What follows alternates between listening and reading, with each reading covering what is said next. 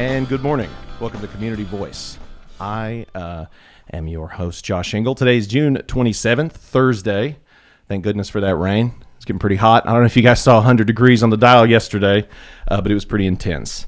I'm very glad to get a little rain yesterday, and I'm very glad to have some of our favorite guests in the studio. We got Tanner Health System. We always love to have Tanner Health System in the show. Today's program is going to be live streamed on our WLBB Facebook page. So if you have any questions or comments, feel free to hop in the chat. Is it also live stream on Tanner? Okay, perfect. Yeah, it is also going to be live streamed. We got mics here. We got some additional cameras. So you got your options, right? So feel free to throw in any questions or comments for our guests on either of those streams, and then we'll read those out to our illustrious guests. Those guests today, it is Dr. Lindsey Roenigk. Dr. Roenigk has an extensive, love that word, extensive, an esteemed background in the medical field. She graduated from Emory University of Medicine in 2003 before advancing her training at the University of Alabama at Birmingham. She completed her internal medicine residency, and she also served as chief resident. She continued her specialization with pulmonary critical care, serving as chief fellow.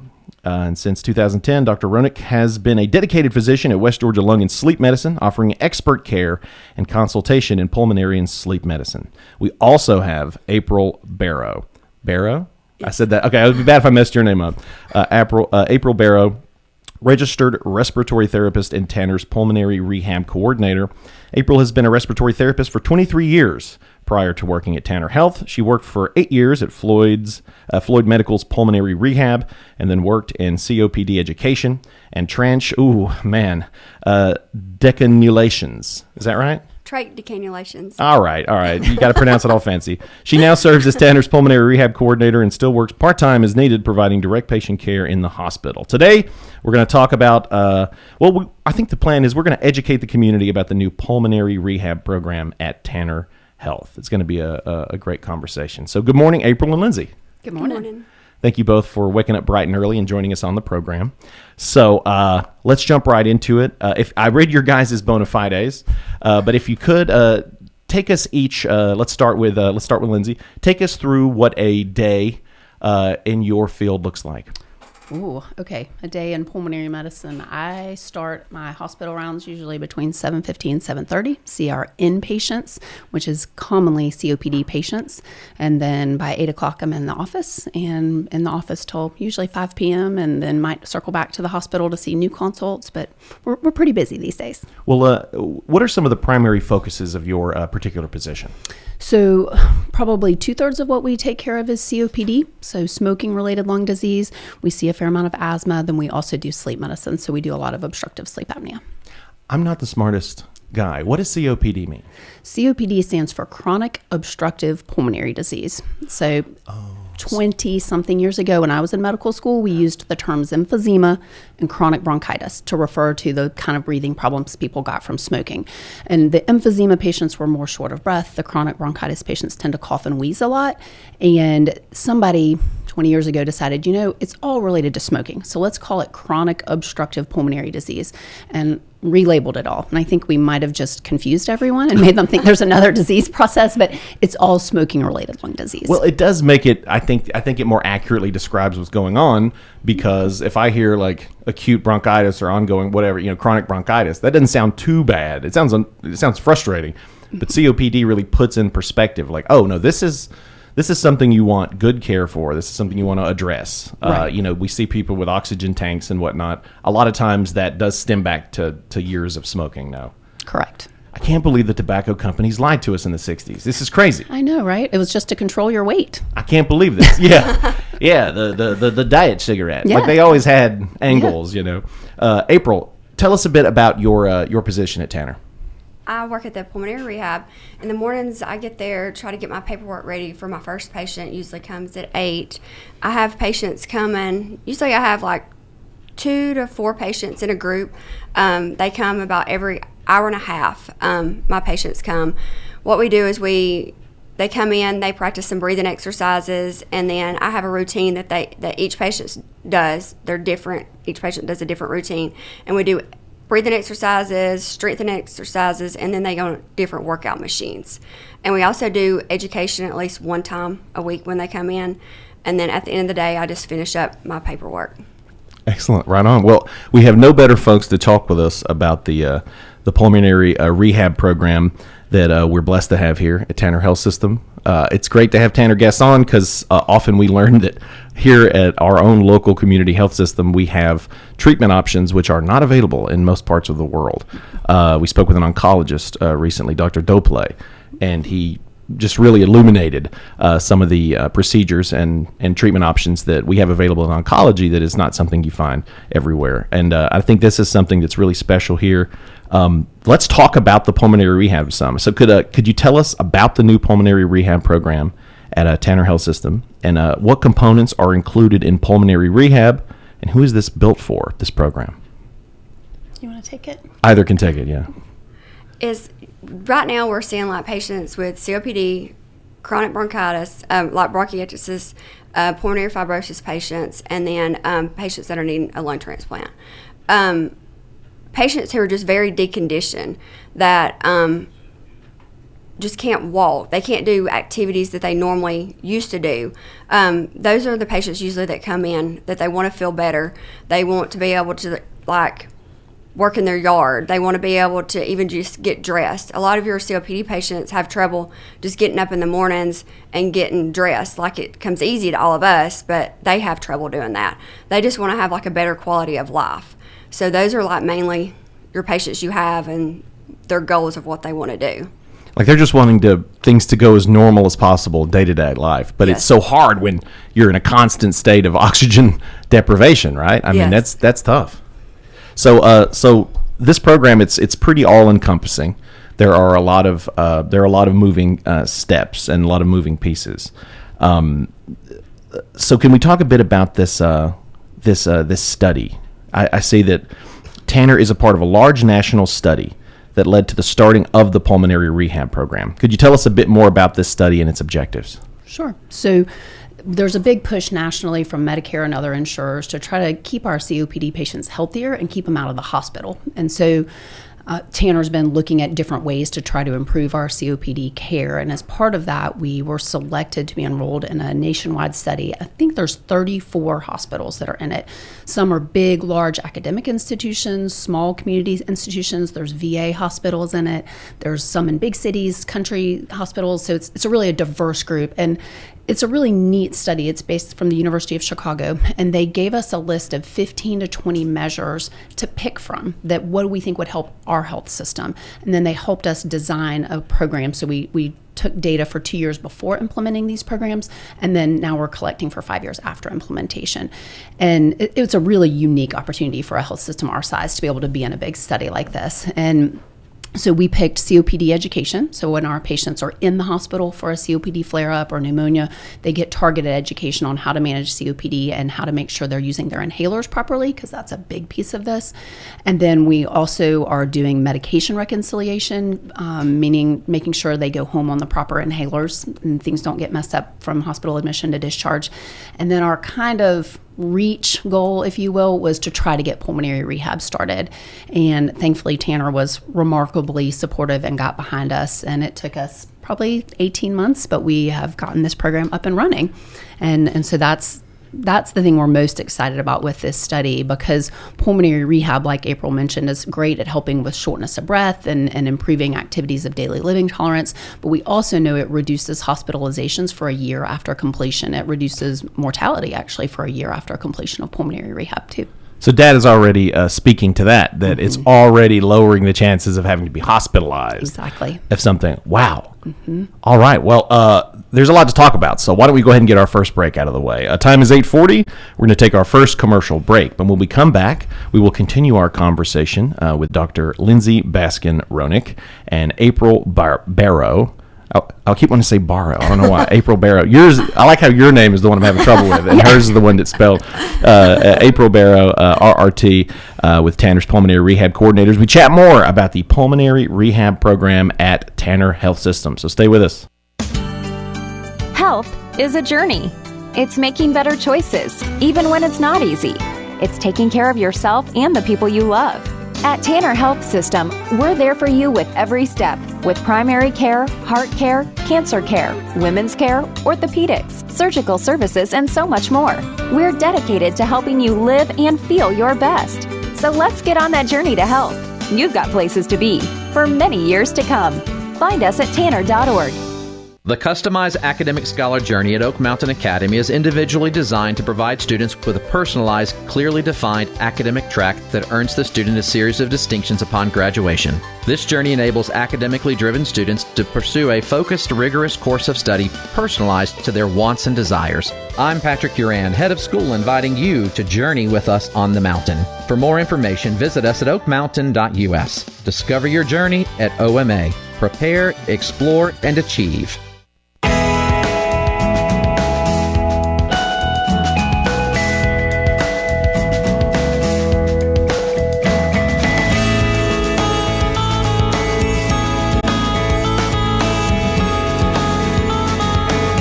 And we're back to Community Voice.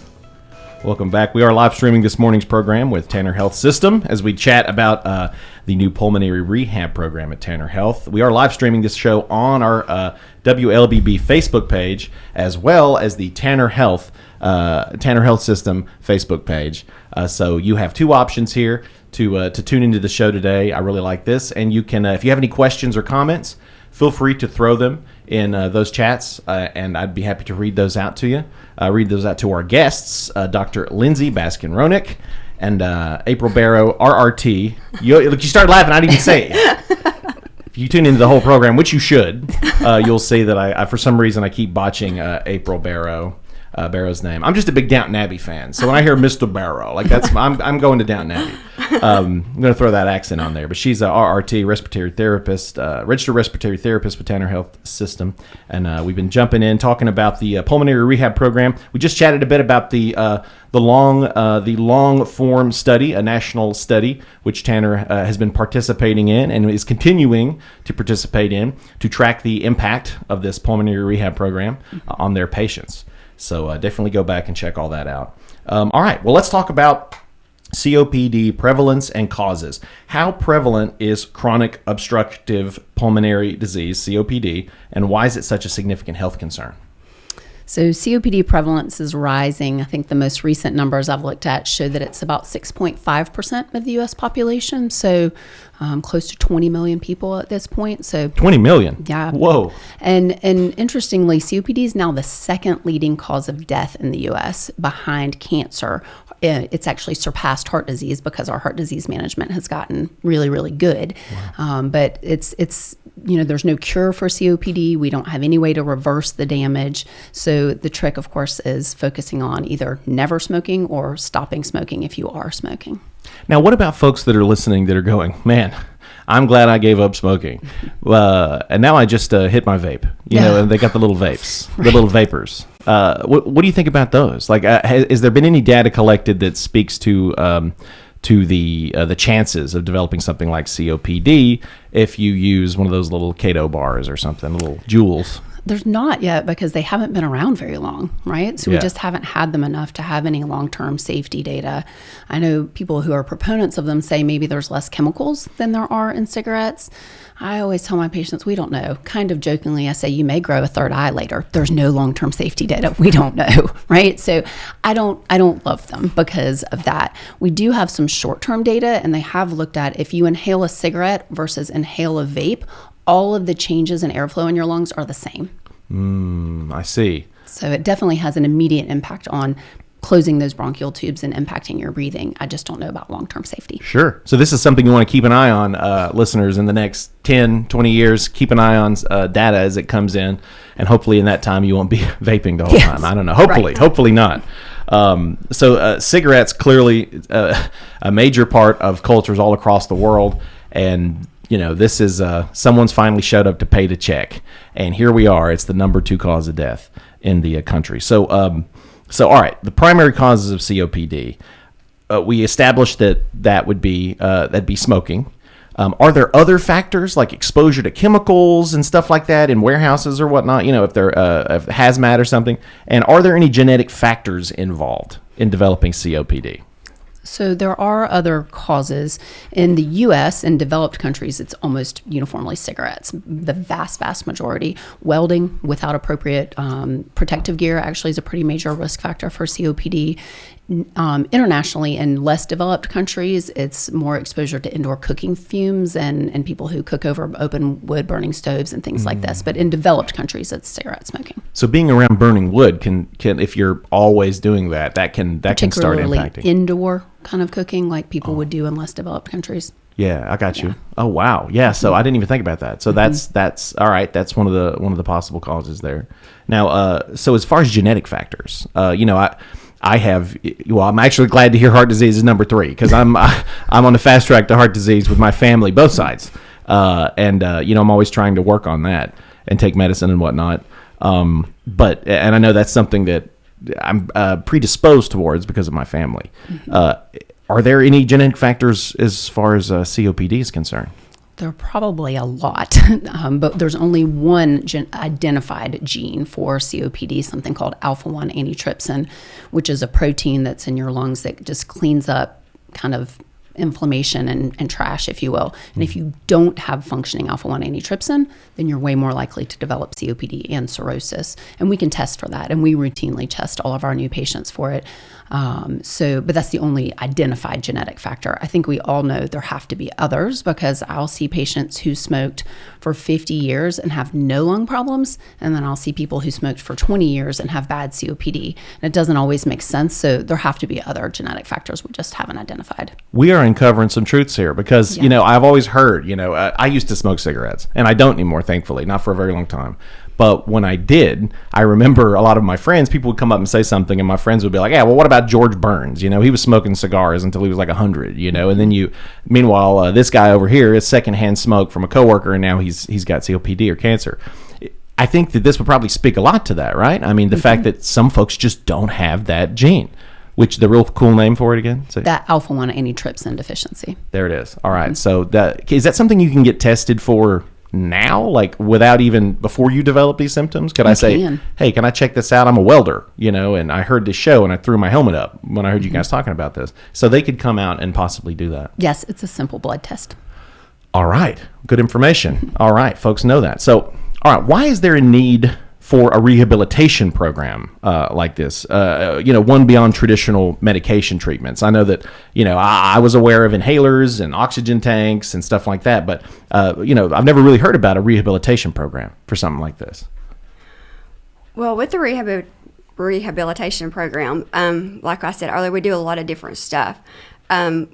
I have more one-on-one time with the patients to go over how to use your inhaler, different things they can do at home, like with their activities of daily living, like little things they can change to make life easy at home. Also, any kind of exercise, resistant band exercises help. Arm weights, any kind of riding a bicycle, treadmill, anything like that increases your endurance. So therefore, it's going to make their lung issues a little bit more less, be able to walk further and stuff like that.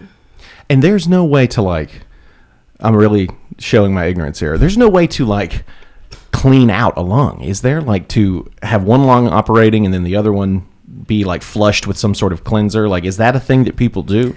So there is something called a bronchoscopy that we can do when people have pneumonia or a lung cancer. We need to go in and look, but you can't flush out COPD because it's more of damage to the existing structures. So either the emphysema people kind of get those Swiss cheese holes in the lung tissue that make it hard for them to breathe. The chronic bronchitis people get more damage to the bronchial tubes, but you can't undo it once it's done. I'm starting to think that maybe we should do like other countries where they put pictures of toxic lungs on the side of cigarettes. Yeah, you can buy cigarettes, but look what your lungs will look like. You know what I mean? Like I feel like that was probably, this is what you guys have to see and deal with, right? These lungs, they have pretty bad reactions to all this. So it's more in the tissue. It's not like it's something that can just be cleaned out. You could suck phlegm out, I suppose, with a camera, but your lungs would just make more in the next few hours. Wow. Okay. Time is 8:50. Show's running right by. So we're going to go ahead and take our second commercial break. We got a comment. We got a first comment on the program. Carolyn Camp. Are you ready for this? She is a great doctor. Talking about you. Have fun. Carolyn, thank you so much for that. I love the kudos. I always say give us questions, comments, or kudos to the guests we have on the show. Thank you, Mrs. Camp, for that comment. We're going to go take our second commercial break, but when we come back, we'll continue our conversation with April Barrow and Lindsey Roenigk, a doctor with Tanner Health System, and April is a RRT, registered respiratory therapist, as we chat more about the pulmonary rehab program at Tanner Health. Tanner Community Voice brought to you by Oak Mountain Academy and Tanner Health System. Health is a journey. It's making better choices, even when it's not easy. It's taking care of yourself and the people you love. At Tanner Health System, we're there for you with every step, with primary care, heart care, cancer care, women's care, orthopedics, surgical services, and so much more. We're dedicated to helping you live and feel your best. So let's get on that journey to health. You've got places to be for many years to come. Find us at tanner.org. The World Language Scholar Journey at Oak Mountain Academy is designed to provide students with a clearly defined, curriculum-based track to acquire essential knowledge and skills for success in biliteracy fields of study. The successful completion of this journey provides colleges with a method to recognize a rigorous foreign language immersion experience for all students at Oak Mountain Academy. I'm Patrick Duran, head of school, inviting you to journey with us on the mountain. For more information, visit us at oakmountain.us. Discover your journey at OMA. Prepare, explore, and achieve.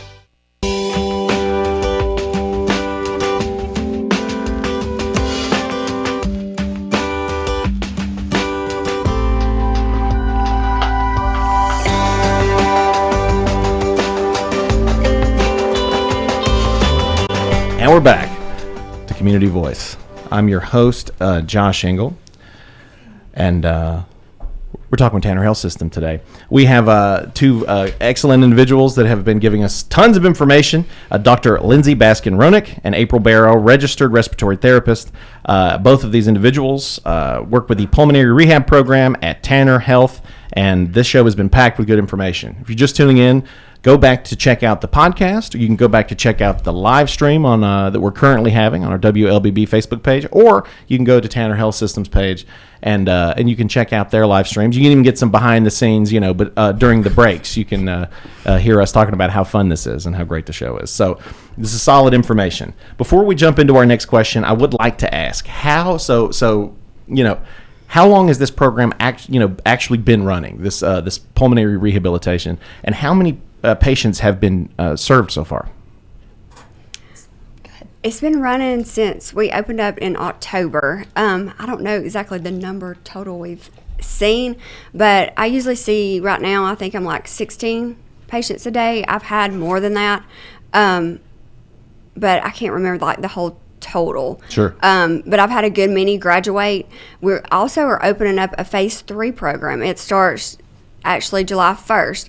It's for my patients because insurance usually pays for like 36 sessions for a whole year, but they first get 16 sessions. And then sometimes they'll get an order for more sessions, and then after they do those total of the 36 sessions, then they can do a phase 3. What that is where they can come, it's like a gym membership. They can come work out.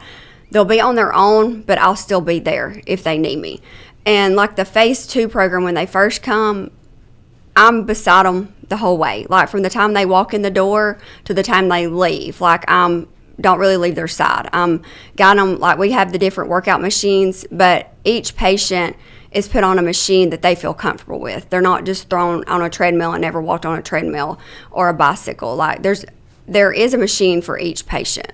Attentive and one-on-one guidance. You're there to help make sure they don't overextend themselves, to make sure they're comfortable, and to make sure the program of the rehabilitation program goes smoothly as they're working on recovery. Yes, and we talk a lot pursed-lip breathing to help them, because a lot of times COPD patients, when they get short of breath, they're just trying to like inhale, just trying to get air in. So the more that they try to inhale through their mouth and stuff like that, they become more short of breath. So we focus a lot on pursed-lip breathing to make breathing a little bit easier for them too. Excellent. That's great information. And I think a peace of mind for listeners that are, thinking maybe they or someone in their family might need to look into this program. It's nice to know that they're not just kind of thrown out there. You're a professional. You stay with them, make sure that they they follow everything correctly and don't, get over their head, get on the wrong machine or something. Not just Yes. throwing them a stretch band or whatever. April is amazing at holding their hand through every step of it, even if so the pulmonary rehab is based in the Tanner Health Pavilion on Dixie Street. yeah. And so she will meet them at the door because a lot of our patients don't feel like they can walk all the way to rehab, which is upstairs on the second floor. So Yeah. she will meet them, get them there. Everybody that finishes this program comes back to me, and the first thing they lead with was how amazing April was and how, I don't know, she's been called a saint, an angel. She's been called everything. She's because been holding my hand through this interview, Yes. so I'd imagine, yeah. She makes it really fun, and people feel intimidated about doing exercises and things like that. But it's not like that when you get up there and somebody's helping you. And April does fun things like made it an Easter egg hunt right before Easter week, so that they would have to find Easter eggs and figure out what their exercises were, and just neat things to keep it fun every day. Excellent. Well, we only have about 4 minutes left, so two last questions here. As far as enhancing the quality of life, I mean, we talked a bit about the exercises that are in the program. It helps their patients' physical abilities. But as far as quality of life, what kind of symptoms can they help reduce through this program? Well, pulmonary rehab is proven to decrease shortness of breath with activity. It is actually proven to improve quality of life. And I think there's been a different goal for every patient. I had a patient who couldn't climb a flight of stairs, and now he can. I had one patient who changing the sheets on her bed was an hours plus long activity because she was so short of breath. Now she can do it without resting. We had one patient who desperately wanted to be able to walk to his hunting blind instead of ride his gator. Now he can do it. So lots of individualized goals that she helps them achieve.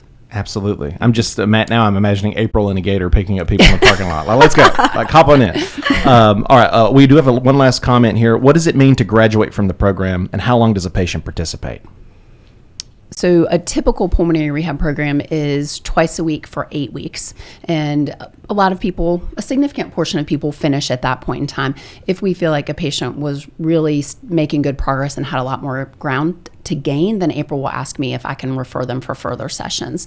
But either typically after 8 weeks they graduate, sometimes we extend it. Sure. And as far as extension, I mean, how long can that go up to sometimes? Medicare Really bad cases. and most of the other insurers will pay for a maximum of 36 visits. Okay. All right. So thank you for that. Thank you very much. Of course, their last name, I'm going to mess it up. Hannah Keown. I'm probably saying that wrong. Thank you for that comment. We're glad to have that.